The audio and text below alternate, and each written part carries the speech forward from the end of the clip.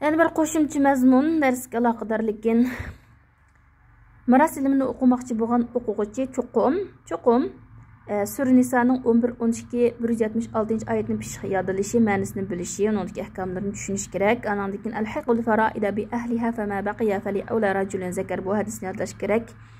Undan keyin shu ashabul furudninki qanchalik miqdorda miros oldi, buni bilish kerak.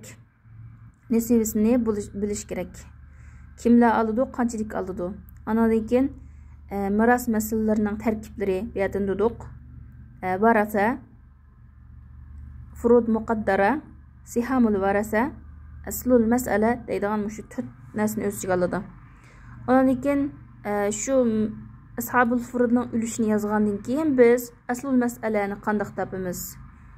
Qoida zahabiyani tushuntirib qo'ydim. Shu bo'yicha topamiz. Aslul mas'ala yoki 2 bo'ldi, 4 bo'ldi, 3 bo'ldi, 6 bo'ldi, 8 bo'ldi, 12 bo'ldi, 24 bo'ldi.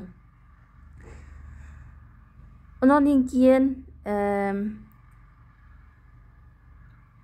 asabalarni bilish kerak. Asabalar kimlar? Buni tilg'ib o'tdik. Zavil arhamlar kimlar? Buni oxirida o'rganamiz.